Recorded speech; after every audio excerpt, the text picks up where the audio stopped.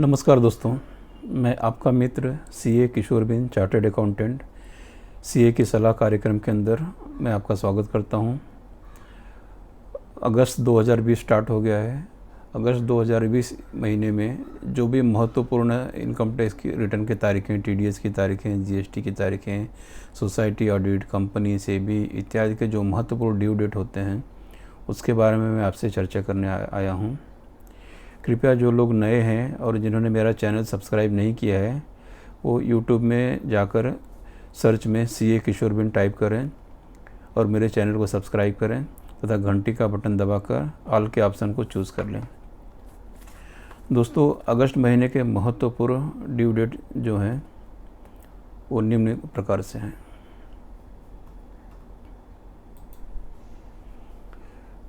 दोस्तों, मैंने इसको 4 विभागों में बांटा हुआ है। पहला विभाग जो महत्वपूर्ण ड्यू डेट इनकम टैक्स के बारे में है, उसमें चर्चा करते हैं। जुलाई महीने का टीडीएस का और टीसीएस का जो पेमेंट का ड्यू डेट है वो 7 अगस्त है। अगर उसे समय पर नहीं भरेंगे तो 18% ईयरली यानी महीने का 1.5% इंटरेस्ट और पेनल्टी देना पड़ता है। उस तरह जनवरी, फरवरी और मार्च इस क्वार्टर का टीडीएस रिटर्न जो हमने फाइल किया है, उसका फॉर्म नंबर 16A देने के लिए 14 अगस्त का ड्यू डेट है। उसी प्रकार ईयर 2019-20 सैलरी एम्प्लॉय लोगों का जो वार्षिक इनकम टैक्स फाइल किया हुआ है, टीडीएस कटा हुआ है, वो फॉर्म भी कर्मचारियों को इशू करने के लिए 14 अगस्त का ड्यू डेट है।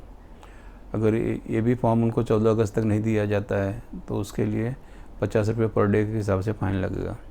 उसी तरह फरवरी और मार्च महीने का और अप्रैल से जुलाई महीने का सेक्शन 194A, 194IB, 194M यानी कि प्रॉपर्टी से रिलेटेड, रेंट से रिलेटेड, एचईएफ इन सब से रिलेटेड जो भी ड्यू डेट हैं, टीडीएस के ड्यू डेट है, यानी कि form number 16B, 16C, 16D,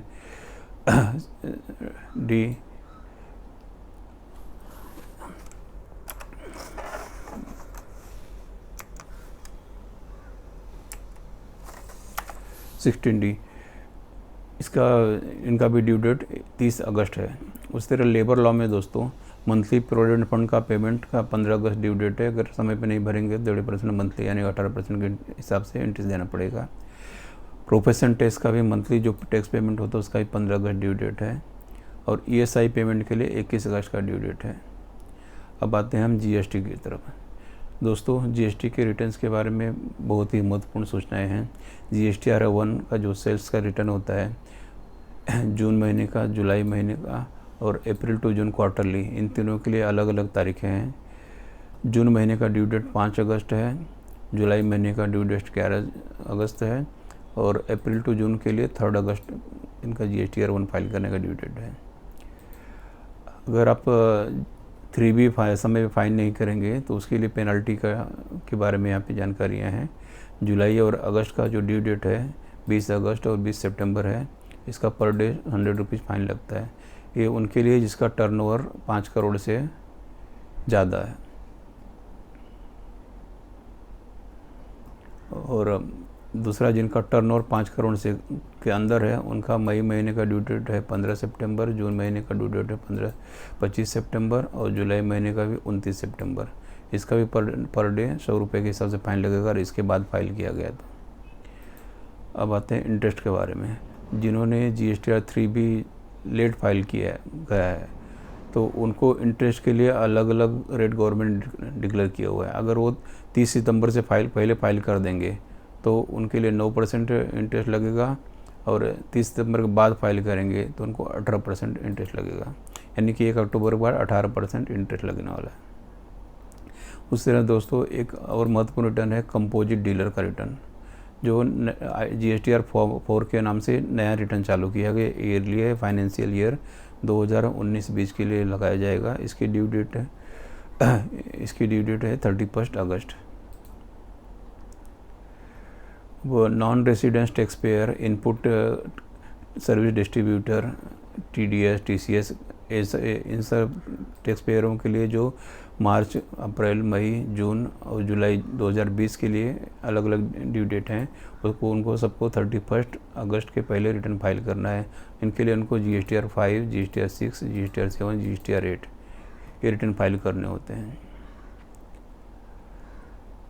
उसी तरह दोस्तों सेबी की आरओसी के रिटर्न में देखा जाए तो सेबी के लिए एक महत्वपूर्ण रिटर्न आया हुआ है कि सेबी में क्वार्टरली रिटर्न फाइल किया जाता है।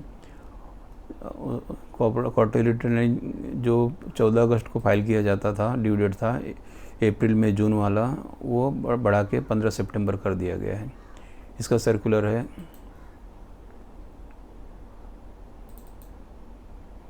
ये उसका सर्कुलर है SEBI HQ CMD 1 circular P 2020 140 जुलाई 29 को इशू किया गया है। इसमें यहाँ पे लिखा गया है कि डेट 15 सितंबर तक बढ़ा दिया गया है फाइनेंशियल ईयर एंडेड के लिए।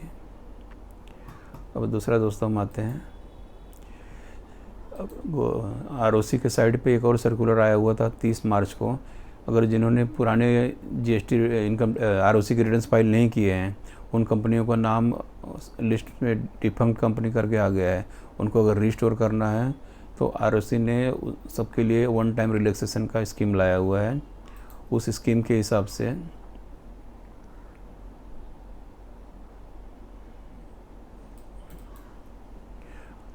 इसका जनरल सर्कुलर 12/2020 से 30 मार्च को आया है। इस स्कीम के हिसाब से एक कंपनीज फ्रेश स्टार्ट स्कीम 2020 लाई गई है और सर्कुलर नंबर 11/2020 में जो 24 मार्च 2000 इशू किया था उसी में एक्सटेंड करके कहा गया है कि अगर ये लोग सभी कंपनियां अगर एक फॉर्म भर देती हैं, मैं फॉर्म बताता हूँ, फॉर्म GST के 2 नंबर का फॉर्म अगर भर देते हैं और इसकी ड्यू डेट है 30 सितंबर 2020, अगर यहाँ तक ये लोग भर देते हैं तो इनको पुराने हिसाब से ही ROC फीस लगेगी, कोई फाइन पेनल्टी नहीं लगने वाली है इनको। अब फिर से हम आते हैं ड्यू डेट में। अब दोस्तों कोऑपरेटिव सोसाइटी के ड्यू डेट के बारे में आपको बताना चाहता हूँ। मिनिस्ट्री ऑफ महाराष्ट्र स्टेट यानी महाराष्ट्र शासन की मिनिस्ट्री ने एक मीटिंग लिया है। उसका मीटिंग का नंबर है 23 जुलाई 2020 को लिया गया है। इन्होंने इसमें सभी ऑडिट सबमिशन का जो रजिस्ट्रार को सोसाइटी को सबमिट किया जाता है उसका ड्यू डेट 31 जुलाई से बढ़ा के 31 दिसंबर कर दिया है। और एनुअल AGM जो लिया जाता है, एनुअल जनरल मीटिंग जिसे कहते हैं, उसका 19 से 20 के लिए ड्यू डेट 31 मार्च 2020 कर दिया गया है। वो फॉर्म जो रेक्टिफिकेशन रिपोर्ट होता है वह 90 दिन के बाद सबमिट किया जाता है ऑडिट रिपोर्ट मिलने के बाद, यानी कि उसके बाद के 90 दिन गिने जाएंगे। उसी तरह मैंडेटरी रिटर्न जो फाइल होता है ऑनलाइन, वो एक महीने के बाद फाइल किया जाता है, यानी वो 30 अप्रैल 2020 हो जाएगा। सर्कुलर इस मीटिंग के बारे में हम एक बार गौर करते हैं।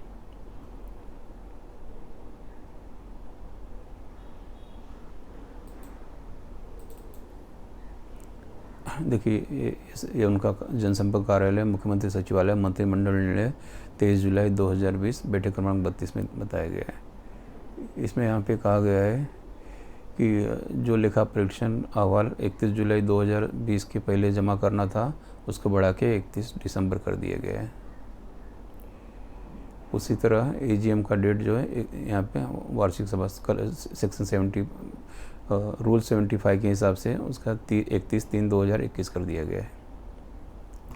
अब फिर से हम आते हैं दोस्तों, एक भारत सरकार का एक नोटिफिकेशन नंबर 12/2017 है, सेंट्रल टैक्स पैरा नंबर 66।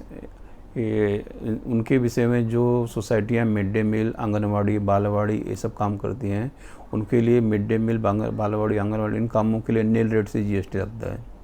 इस सर्कुलर पे भी हम एक नज़र डालते हैं।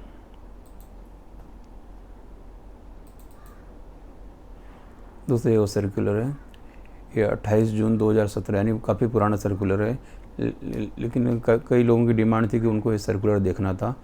इस सर्कुलर में 66 नंबर का पैरा हम देखते हैं तो उसमें क्या बताया गया, देखिए।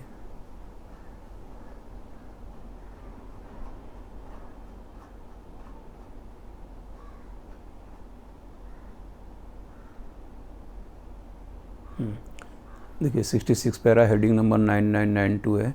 इसमें लिखा हुआ है service provided by an educational institute to its students और फैकल्टी और स्टाफ, यानी कि कोई भी सेवा अगर कोई स्कूल मिड डे मील के रूप में या स्टाफ को या कर्मचारियों को या फैकल्टी या जो टीचर्स आते हैं उनको चाहे ट्रांसपोर्टेशन हो, चाहे कैटरिंग हो, मिड डे मील स्कीम लिखा हुआ है, या क्लीनिंग हाउस कीपिंग सर्विस, इस सब का यहाँ पे नील रेट लिखा हुआ है।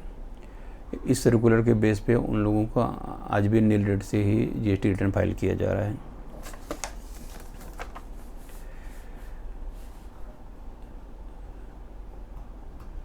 दोस्तों ये थी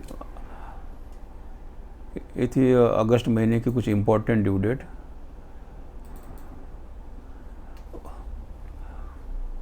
मुझे उम्मीद है कि आपको मेरा ये वीडियो पसंद आया होगा। आप मुझे मेरे मोबाइल पे सुबह 9 से लेकर के सुबह 9:30 से दोपहर 2 बजे तक फ़ोन कर सकते हैं। मेरा मोबाइल नंबर यहाँ पे दिया गया है 9819701428। उसी तरह मेरा ईमेल है krbind@gmail.com और हमारी साइट है CAKRbind.com। उसी तरह हमारा ऑफिस का फ़ोन नंबर है 21025256। ऑफिस का एड्रेस है KRbind and company, chartered accountant, 301 Surya house, तीसरा मोहल्ला, आर्यन गांधी हाई स्कूल के सामने, विद्या विहार पूर्व, मुंबई 77। दोस्तों प्लीज़ मेरे इस चैनल को लाइक करें, सब्सक्राइब करें, फॉरवर्ड करें और पसंद आए तो शेयर करें। जय हिंद, जय महाराष्ट्र, धन्यवाद।